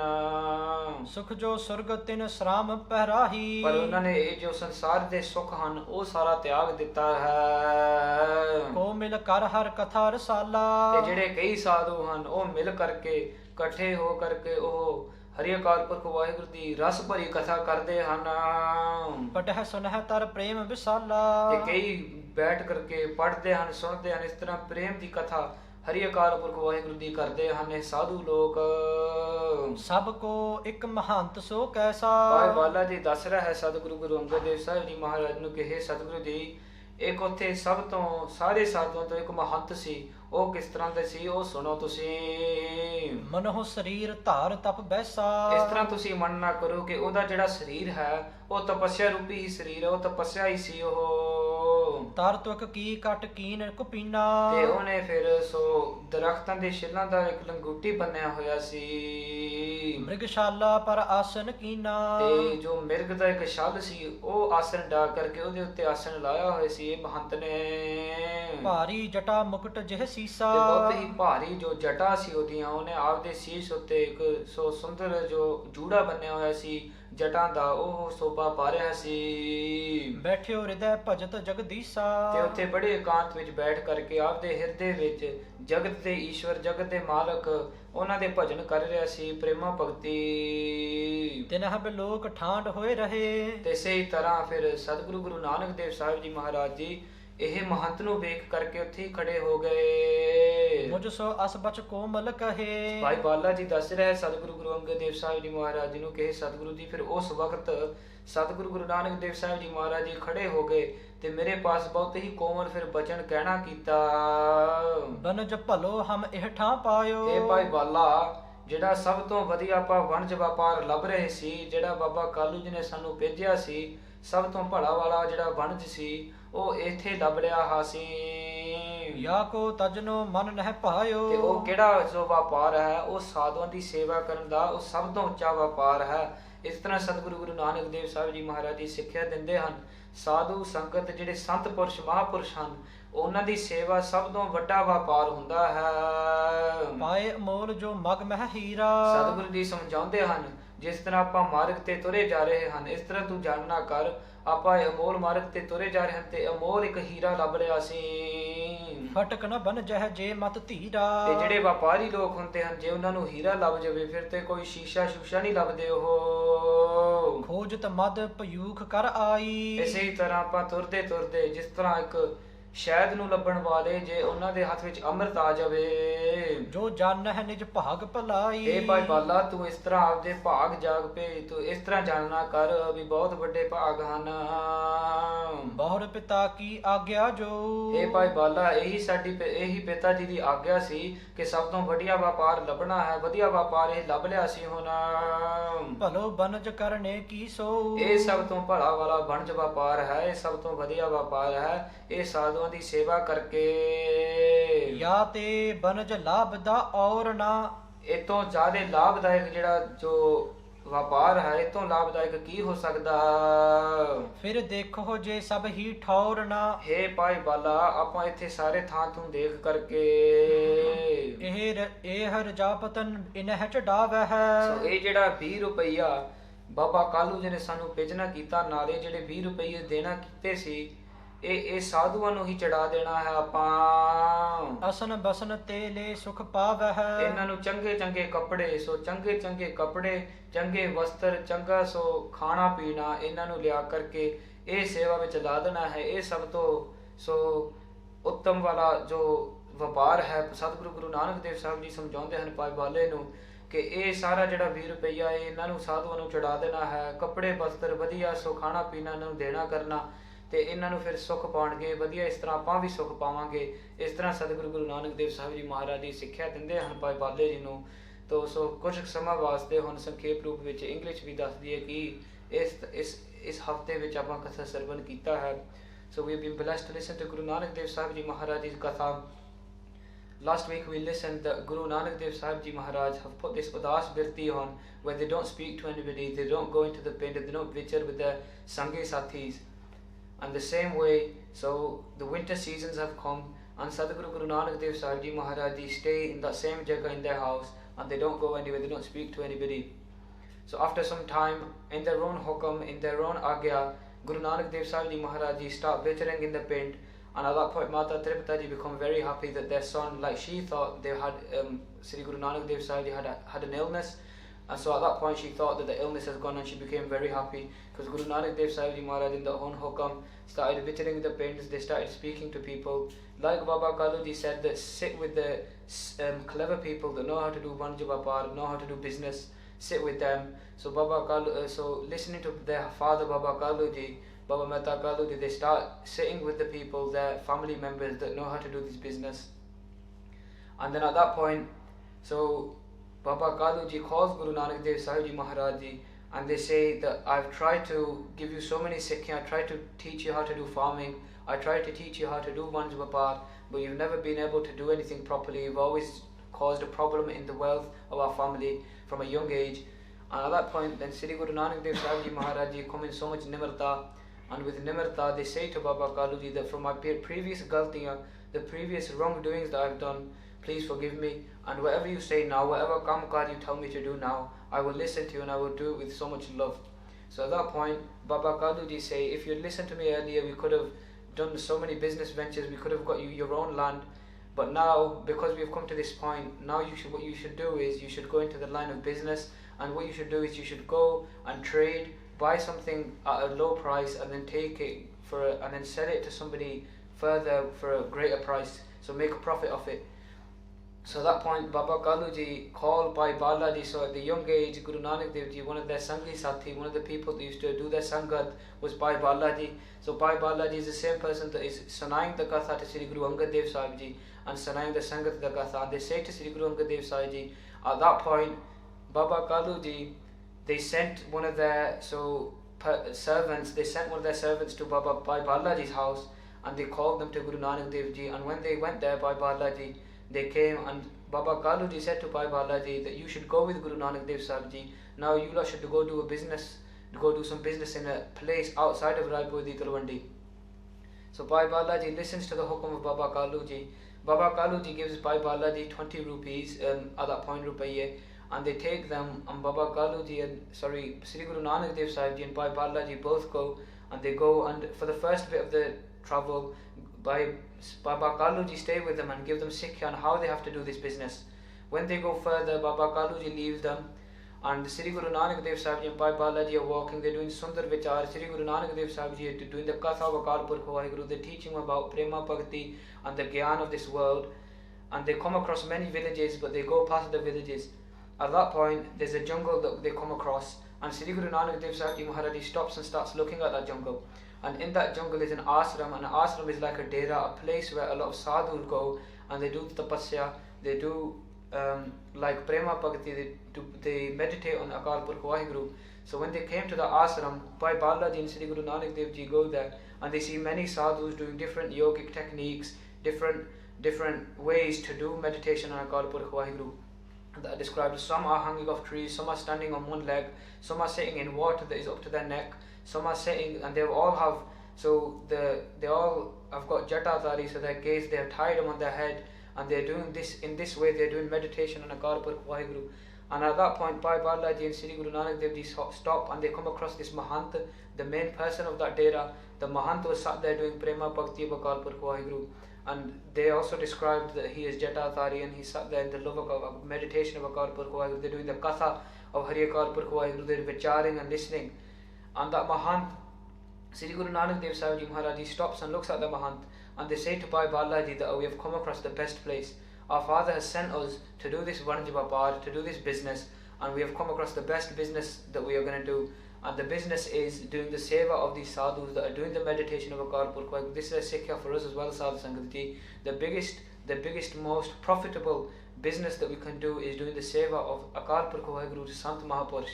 So this is the same way Guru Nanak Dev Sahib Ji Maharaj say to Bhai Bala that these 20 rupees, these 20 rupees that we have got, we are going to give them to these sadhus, and we are going to buy them clothes, kapde, any food that they need. This is the best what we are going to do, and this is what we have come to the end of the Katha this week. Ithe Katha di samapti hai. So Sadguru di kirpa naal so Nirvighata Sahaj Katha करवाई है. ऐसे ही तरह आप सारी साध संगत ते गुरु ग्रंथ साहिब जी महाराज जी असीस बख्शो कथा करवाते रहे हो. अगले हफ्ते जो अगे हुंदा है किस तरह सतगुरु जी सो सच्चा सौदा करते हैं ते बाबा कालू जी फिर किस तरह फिर ਉਹ ਗੁੱਸੇ ਨਾਲ ਕਰਦੇ ਹਨ, ਉਹ ਸਾਰਾ ਅਗਲੇ ਹਫਤੇ ਵਿੱਚ ਕਥਾ ਸਰਵਣ ਕਰਾਂਗੇ. ਸਤਿਗੁਰ ਕਿਰਪਾ ਕਰਨ. ਅਨੇਕਾਂ ਪ੍ਰਕਾਰ ਦੀਆਂ ਗਲਤੀਆਂ ਹੋ ਗਈਆਂ ਹੋਣਗੀਆਂ ਹਨ, ਆਪ ਦਾ ਅਣਜਾਣ ਬੱਚਾ ਸਮਝ ਕਰਕੇ ਮਾਫ ਕਰ ਦਿਓ. ਅਖੀਰਲੀਆਂ 2 ਪੰਕਤੀਆਂ ਪੜ੍ਹ ਕਰਕੇ ਗੁਰੂ ਦੀ ਉਸਤਤ ਕਰਕੇ ਸੋ ਸਮਾਪਤ ਕਰੀਏ ਜੀ. ਲੇਖਾ ਕਤਹਿ ਨ ਛੁੱਟਿਆ ਖਿਨ ਖਿਨ ਭੂਲਨਹਾਰ ਬਖਸ਼ਨਹਾਰ ਬਖਸ਼ ਲੈ ਨਾਨਕ ਪਾਰ ਉਤਾਰ. या ते बनज लाभ दा औरन फिर देखो जे सब ही ठौरन. एह रजतपन इनह चढ़ाव है असन बसन ते ले सुख पाव है. वाहिगुरु जी का खालसा वाहिगुरु जी की फतेह. हे गोबिंद हे गोपाल हे दयाल लाल प्राणनाथ अनाथ सखे दीन दर्द निवार. हे समरथ अगम पूरन मोहे मया तार. अंधकूप महाभयान नानक पार उतार. हे अच्युत हे पार ब्रह्म अबनासी अगनाश. हे पूरन हे सर्ब मैं दुख पंजन गुणतास. हे संगी हे निरंकार हे निर्गुण सब टेक. हे गोबिंद हे गुण निधान जाकै सदा विवेक. हे अपरंपर हर हरे पी होवन हार. हे संत कै सदा संग निदारा आधार. हे ठाकुर हो दासरो मैं निर्गुण गुण नहीं कोय नानक दीजै नाम दान राखो हिय परोए आए प्रभ शरणागति कृपा निध दयाल एक अखर हर मन बसत नानक होत निहाल वाहिगुरु नाम जहाज है ਚੜੇ ਸੋ ਤਰੇ ਪਾਰ जो सरदा कर सेम दे गुर पार उतारन हार वाहिगुरु नाम जहाज है ਚੜੇ ਸੋ ਤਰੇ ਪਾਰ जो सरदा कर सेम दे गुर पार उतारन हार